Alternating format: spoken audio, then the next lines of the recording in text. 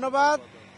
আমাদের দীর্ঘ 17 বছর নির্বাসনে থাকা বিএনপির ভারপ্রাপ্ত চেয়ারম্যান জনাব তারেক রহমান স্বদেশ প্রত্যাবর্তন উপলক্ষে 25শে ডিসেম্বর আমাদের কর্মসূচি নির্ধারণ করা হয়েছিল।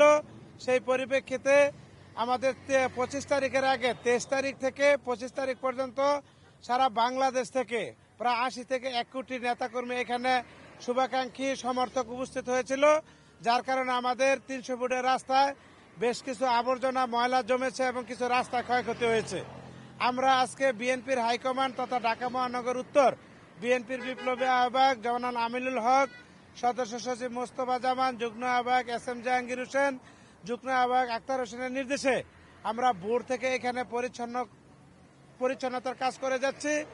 আমাদের 43 নম্বর ওয়ার্ড থেকে প্রায় 350 কর্মী এখানে আছে, 17 নং ওয়ার্ড থেকে একাধিক কর্মী আছে, 48 নম্বর ওয়ার্ড থেকে একাধিক কর্মী আছে। আমরা খিলক্ষেত থানার নেতৃত্বে সকালে এখানে এসেছি। এখন পর্যন্ত পরিচ্ছন্নতার কাজ চলছে।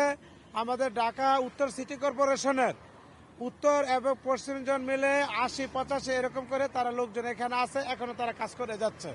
আমাদের টার্গেট আজকে সন্ধ্যার আগ পর্যন্ত আমরা সকল কাজ শেষ করব। ইতিমধ্যে আমাদের 85% কাজ পরিচ্ছন্নতার কাজ শেষ হয়েছে বলে আমি মনে করি, এবং দেখতে পাচ্ছেন যে পরিচ্ছন্ন করে কাজ করতেছে।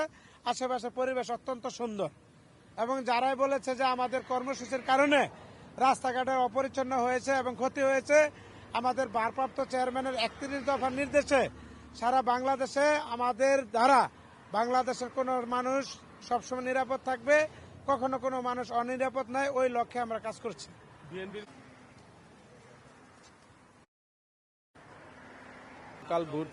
কালকা সকাল ভোর থেকে এখানে এই এলাকা পরিষ্কার পরিচ্ছন্নতার কাজে আমরা সবাই নিয়োজিত আছি। আমাদের উপর থেকে নির্দেশ আসছে যে সকল নেতা কর্মী এবং সিটি কর্পোরেশনের সকল কর্মচারী বিন্দু সহ সকলে মিলে আমরা এই 300 ফিট রাস্তাটা পরিষ্কার করার জন্য আমাদের নির্দেশ দিচ্ছে। আমরা ঠিক এরকম যেমন বিএনপির বিরুদ্ধে অনেকে অপপ্রচার করতেছে যে এত বড় মিটিং হয়েছে, এই মিটিংয়ে ময়লা টয়লা পরিষ্কার করা কেউ নাই, কিন্তু আপনারা নিজের দেখতে পাচ্ছেন যে এত সুন্দর ক্লিন হয়েছে। কালকা থেকে যে শুরু করছে, রাত্র থেকে যে শুরু করছে এখন পর্যন্ত দেখেন পুরা এলাকাটা পরিষ্কারের কাজ চলতেছে। অতএব যারা অপপ্রচার করছেন আমরা তাদেরকে ধিক্কার জানাই, কারণ বিএনপি একটা শৃঙ্খলা দল। এটা কি বলবো আর, বিশাল একটা মহাসাগর। বিএনপি একটা বিশাল মহাসাগর, সেখানে আমরা এই 2-1 জনের কথাবার্তা শুনে আমাদের মাথা কি বলবো আর। আমরা তাদেরকে ধিক্কার জানাই, তারা যেন খুব সাবধান হয়ে যায়, এই ধরনের আলোচনা থেকে বিরত থাকে। সবাইকে ধন্যবাদ।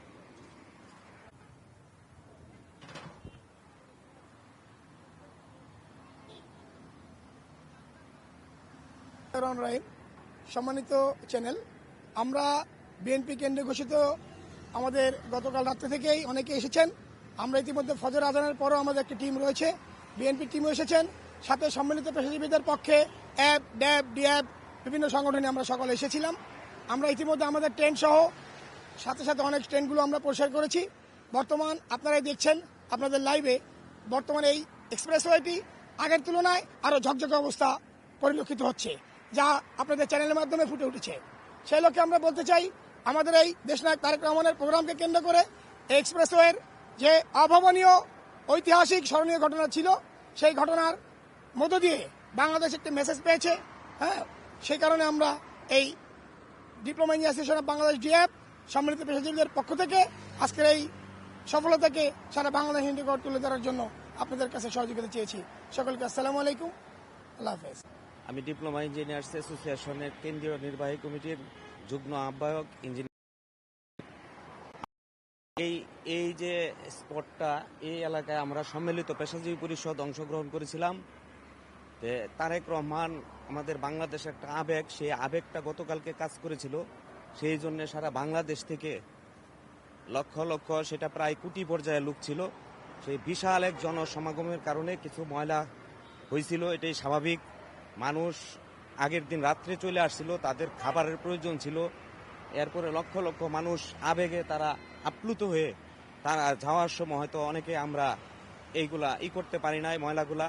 সেই জন্য আমরা যখন এটা পরিলক্ষিত হয়েছে বিষয়টা, বিএনপি থেকে সেটা একটা কর্মসূচি ঘোষণা করা হয়েছে যে ময়লা আবর্জনা পরিষ্কারের আমরা সকালে আমরা এই সম্মিলিত পেশাজীবী পরিষদের পক্ষ থেকে ডিপ্লোমা ইঞ্জিনিয়ার্স অ্যাসোসিয়েশনের প্রায় আমরা এখানে শতাধিক আমরা চলে আসার পরে এখানে সিটি কর্পোরেশনের লোকজন ছিল, তাদের সম্মিলিতভাবে আমরা এই এক্সপ্রেসওয়ে এখন মোটামুটি বলা যায় যে প্রায় পরিষ্কার, একদম ক্লিন। হয়তো কিছু এমনি রাস্তার মাঝে কিছু আটকে আছে, এগুলো পরিষ্কার হয়ে যাবে ইনশাল্লাহ।